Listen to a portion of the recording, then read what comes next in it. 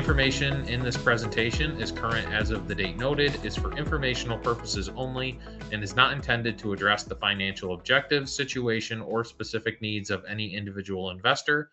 Any information is for illustrative purposes only and is not intended to serve as investment, tax, or legal advice, as the availability and effectiveness of any strategy is dependent upon your individual facts and circumstances. Results will vary, and no suggestion is made about how any specific solution or strategy will perform in reality. Thank you for the introduction, Ryan. Thank you for everyone for attending this presentation. Just basic, why are we talking about AI? So ChatGPT reached 100 million monthly active users roughly 2 months after it was released. And this was faster than Google back when it released. I read recently via JP Morgan article that 71% of all venture capital funds are now flowing to AI startups. As an investor, you might have seen that pretty much the market story over the last 2 to 3 years has been led through AI and the build out of these data centers with key names like NVIDIA, doubling in value. It's also led to fears over possibly AI taking entry level white collar jobs like finance and law and coding. So there's a lot of different factors of why we're talking about AI, not only from an investment side, but also how it's going to impact kind of socially how certain jobs are going to be done in the next 5 to 10 years. Anything specific you would like to add to that, Taylor? That's a great synopsis to start with things. My role and purpose with this webinar is to really listen to what you say and advise on proper safety and security measures.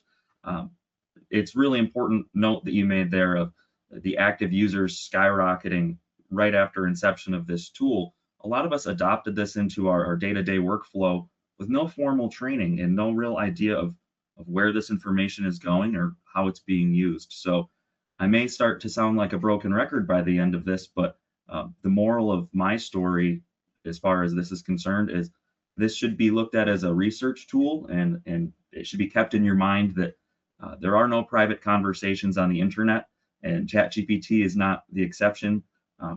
Treat it as such, that you are being watched and looked at. So this should really be used as a research tool, and ultimately it should bring you back to the in-person conversation. So I'm here as a form of temperance to talk about best practices.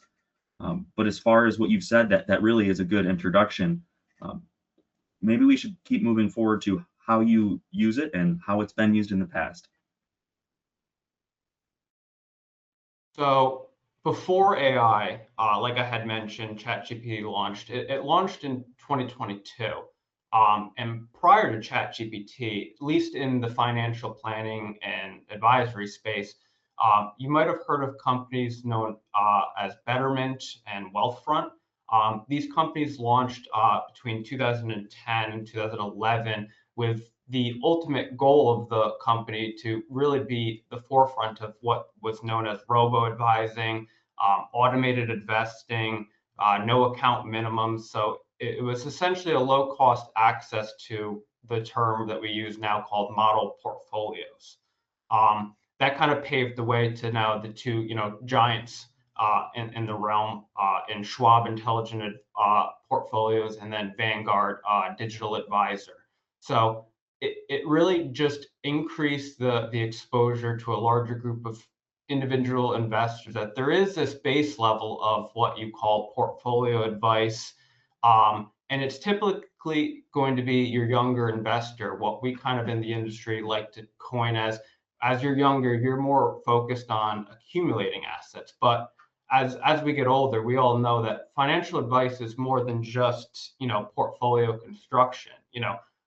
We in this field don't get really paid to call up and ask what kind of fund should you be in. Investment advice is just a small narrow piece of what an advisor actually does. So as you get older, you start having more life events, buying and selling a home, retirement planning, estate planning.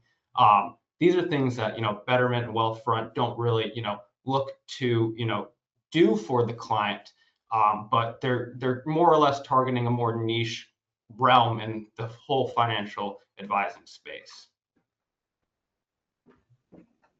Yeah, and that really ties into two pieces that we see with AI that are really unknown. One is the misaligned incentives. So you and the AI do not have a relationship. It doesn't know the nuances of your life. Whereas if you have a relationship with Derek, he probably knows what your 5-year tentative plan is. And as we all know, plans don't usually go the way they want to.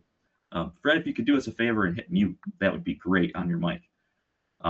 As far as misaligned incentives go, the AI is simply going to tell you what it believes will happen in the next few years with no nuance, no planning, etc. So for the last slide, I think that's a really important measure that we keep in mind. Now, moving forward into security and trust, the way that we protect our information is simple. It's the way we protect our information in any other place of the internet. It's as simple as not giving it out. AI tools handle massive amounts of data, and I want to talk a little bit about where they get the data. So we're concerned about privacy and where AI will put our data. Let's first talk about where AI gets its data. AI uses what's called data lakes, and we will not get into the weeds about what data lakes are, but it essentially is scouring the internet and saving all of the information it can to try to build context about the world and any problems that you may have. So, for example, if you asked it a question about finance, it may be looking at forums. It may be looking at JGUA's website or blogs, but we don't necessarily know where it's looked. It may tell us some sources, but we can't confirm it's been all of the sources. So with that in mind, if you wouldn't trust the advice of your neighbor down the street, why would you trust the advice of ChatGPT? The research it just got may be from your neighbor down the street. You have no way to confirm it. It's the same reason why you shouldn't put your information out, because your neighbor down the street may be reading it. This is not just true with ChatGPT. It's really a cybersecurity principle in general. Keep your cards close to yourself. Your personal finance details should never be shared with public AI tools. Derek will probably talk a bit about this further down, about maybe some of the ways you can use ChatGPT, but it's very important that we put this in bold, that nothing personal should ever go on. Principles you could talk about, or maybe some rules, but never share any personal details. I'll get off my soapbox now, Derek. You can go forward. Yeah, so next slide is just kind of piggyback off of what Taylor was just basically outlining. As an advisor, we would never, recommend any client share any personal information with untrusted online sources. And AI is no different to that, rule. Just like at, Walmart, Target, you sometimes hear data breaches.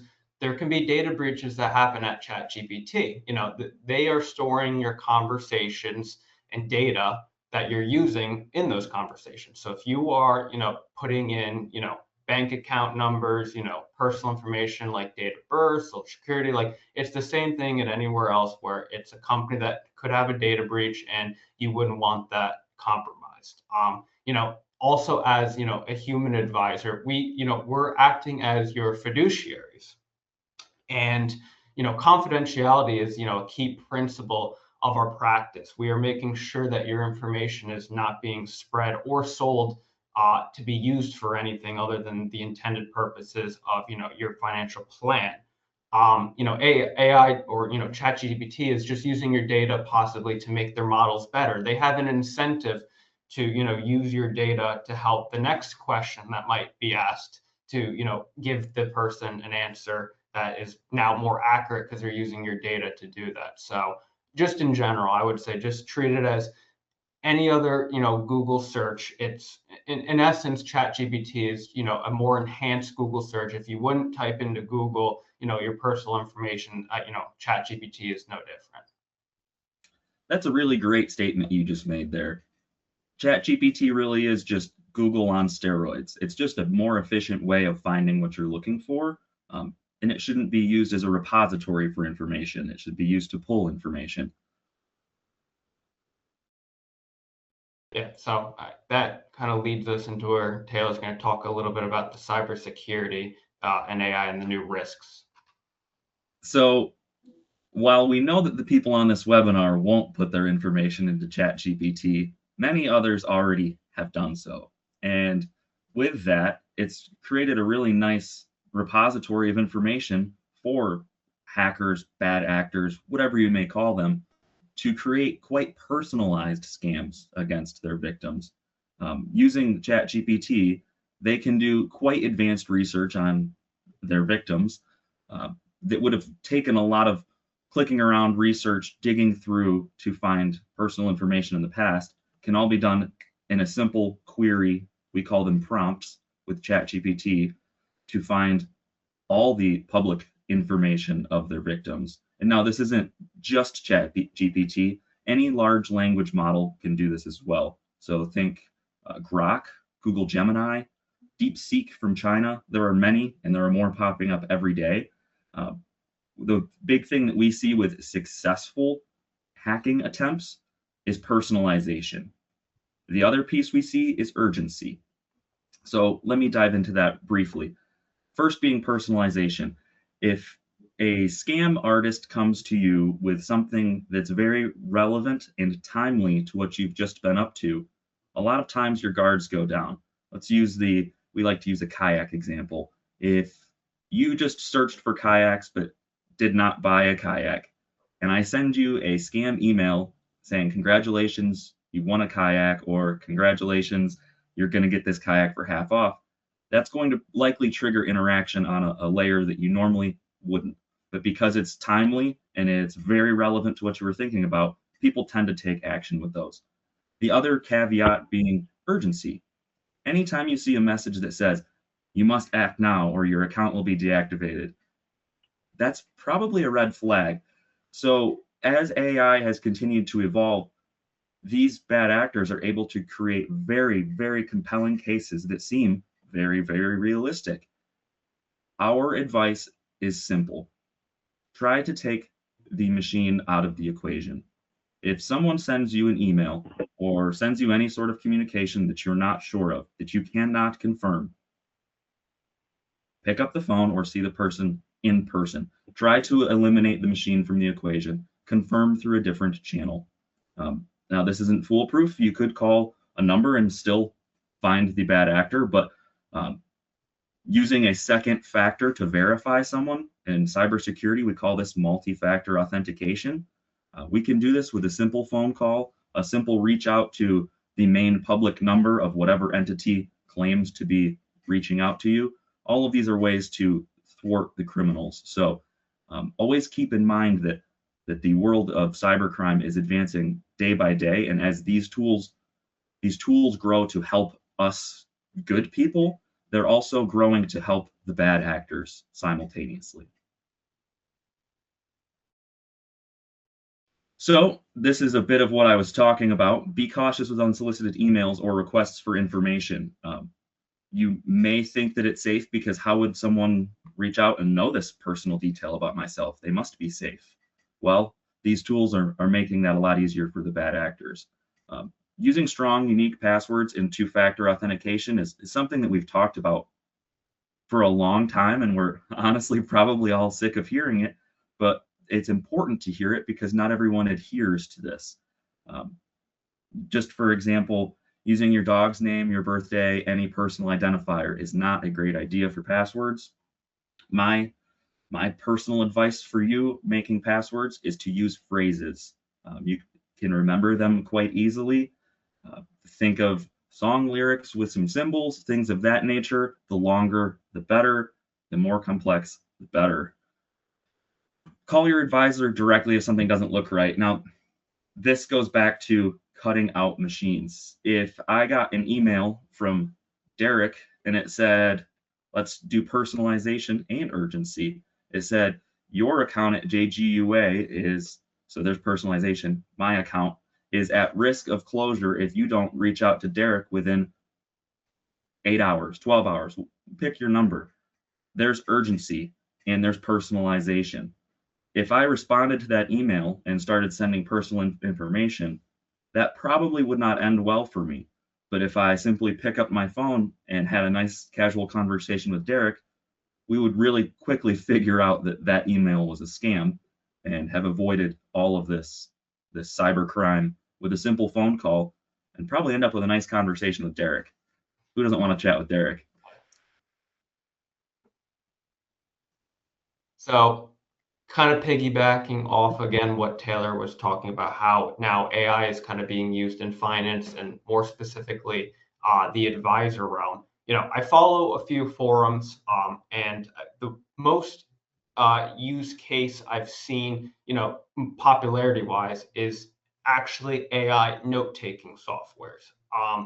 This kind of, from at least what I've been seeing and people, talking about, is it's allowing at least the advisors to focus more on the client relationship part of the job rather than being, more worried about, did I get the best notes of the hour-long meeting that I had with, so and so. So AI is already starting to see where it can actually help, manage clients possibly better, with tracking and organization through these note-taking softwares, and then even implementing them into kind of a CRM ecosystem where the AI is kind of doing the boring filing work and organization, and we're, as advisors, more focused on the relationship side and talking to clients and handling their needs. And it's not only just the financial space that we're seeing kind of these, what would maybe be known as entry level roles of sitting in a office and taking notes but not talking. Even my profession, in my career path, I had times where I wasn't even talking in meetings, and I was more or less observing and kind of being the note taker. You're possibly going to see AI really eliminate that ability to kind of progress through entry level to then a senior role, because if the senior doesn't need someone to do all the dirty work, you can kind of see where the AI could kind of impact some of these entry level roles.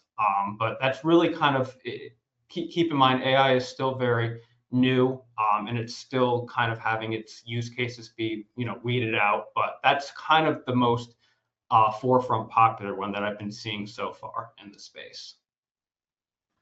Yeah, and I of course can't speak too much of the finance side of things, but I think that you pointed out something important with that, and that is that what we are living through right now is the infancy of AI. This would be something similar to the late 90s of the internet, where if you looked back at it now, you'd say, this is so rudimentary. This looks like a newsletter on a website compared to a go-to meeting. This is the modern internet. Imagine what we will see in the next 10 years. So even the things that we are thinking about right now are probably just the tip of the iceberg of the actual capabilities. I know in the marketing department, a lot of the tasks that used to be manual and tedious can now be done with a simple prompt and a click of a button. So it's really exciting to think about. Yeah.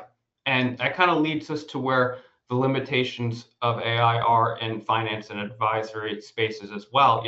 This is going to be a little bit of a biased opinion, but, coming from an advisor myself, successful financial advisors are all about, building strong relationships with clients and families. And in my opinion, that still is going to be a human to human business for the foreseeable future, 10, 15, 20 years. Currently at this point, I have not seen any strong cases to be made that anybody who is chatting or having conversations on ChatGPT, do they really feel a human level emotional connection to this chatbot? It's completely different than talking to me. We still have in our head this precondition to know that we are typing into a chat bot and they're giving us responses. There is no sentient being behind there actually truly having a personality and caring. I still don't see anywhere in the near term future that we are going to feel like we are actually talking to another human on the side of the screen. And in the space of advising, there's also like this deeply human, emotional element, whether it's, talking to people through, volatile times in the stock market when things are not going well. And the fact that not every person is going to make the most efficient financial decision. Just to give a quick example, people, who might have had a mortgage taken out, pre-COVID might have had, sub, 4%, even like 3% interest rates. But the idea of debt being on their balance sheet and having to go to bed knowing that they have to continue making a mortgage payment, even though it might not be a significant one, but they don't like that, commitment and obligation to having to do so. The efficient, financial put on my financial cap method would be like, well, you have a 3% mortgage, you can actually earn risk free out in the market higher than that. It really doesn't make sense to pay that off now. But, ultimately, as an advisor, my job is to make the client happy and confident with a decision. And if eliminating that debt is what's going to do that, that is my, fiduciary obligation to do so.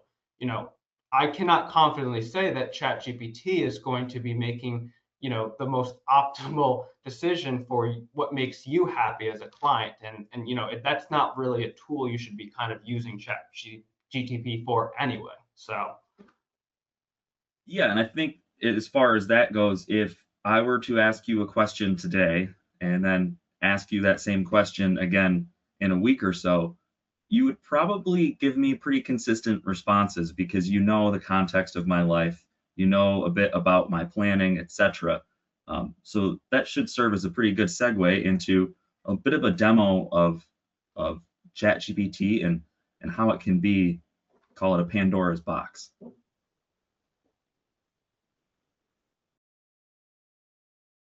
So before we go ahead and click on this, let's set the scene a bit. This is a pre-recording. I'm not going to be typing right now, but this is a recording of us asking a simple financial question. And what's going to happen is it's going to give decent advice, but it's also going to be asked again, and it's going to give a different response. Now, every time you put a query or prompt into ChatGPT, it will give slightly nuanced and varied responses. We are putting in the exact same query and still getting different responses. So let's just take a look at this and see what it says.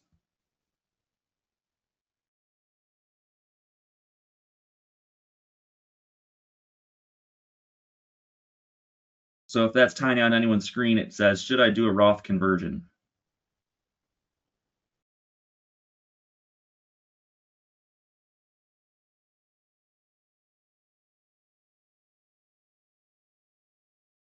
So now it's going to give us some pros.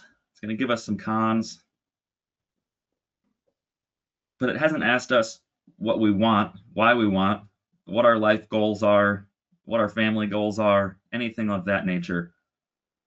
We did want to highlight it was very smart and very kind in the fact that it told us to please go talk to a professional. Let's ask the same question again.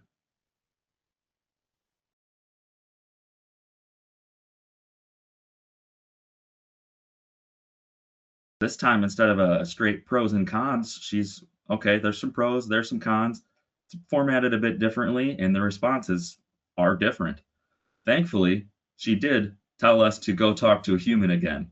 I tried this again this morning, and it did not give me the response to talk to a professional. It simply wanted to just start spewing advice at me. So the purpose of that is to really show you that while it may seem like it's intelligent, it's just doing what we call hallucinating, which is making up whatever convenient response it thinks is most accurate to your query.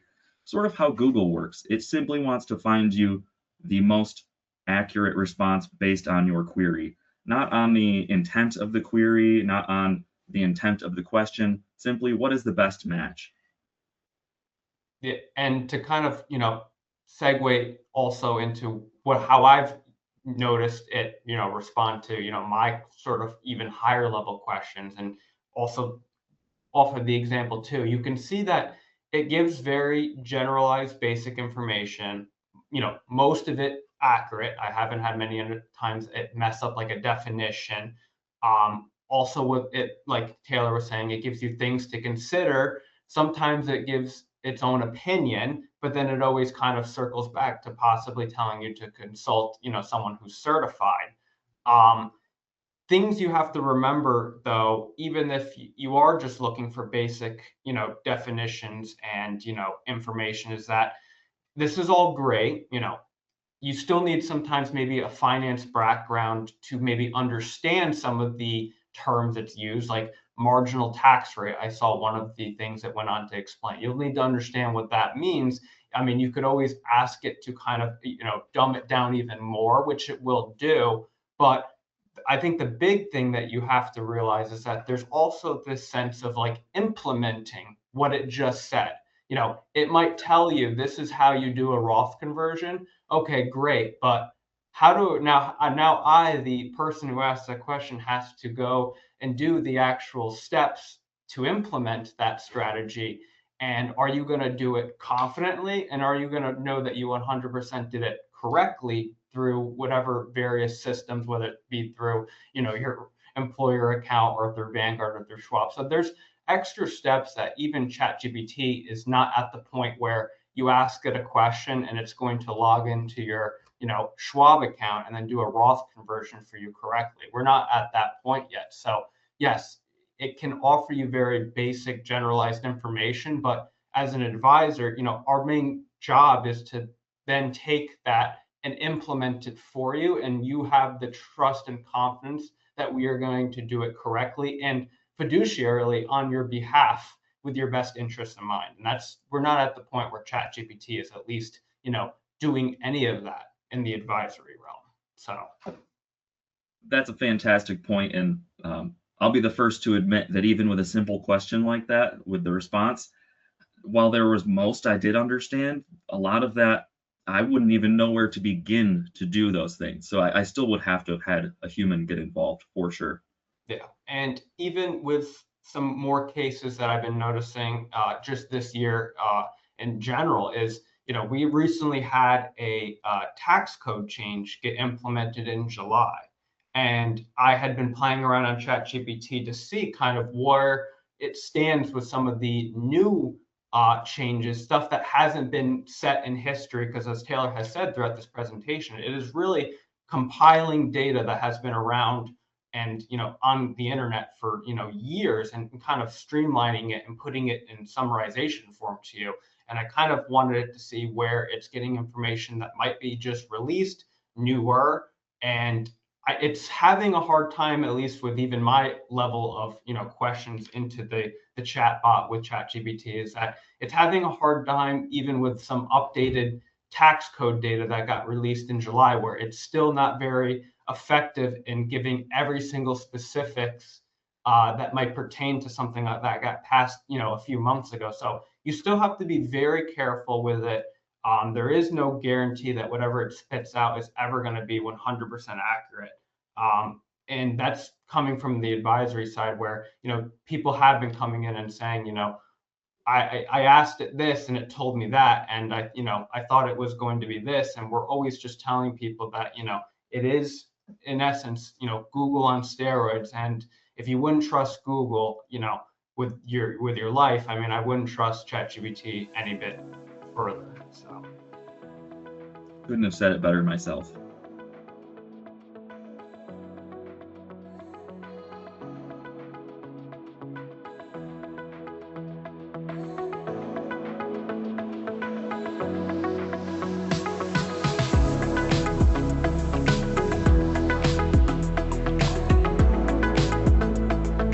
Thanks for watching. If you found this video helpful, give it a thumbs up and hit that subscribe button so you don't miss future updates. Looking for more insights like this? Head over to our website at jgua.com for additional resources. And if you'd like to talk about your personal financial goals, we'd love to help. Just click the Schedule a Meeting button highlighted on your screen to book your complimentary consultation. Thanks again for joining us. We'll see you in the next video.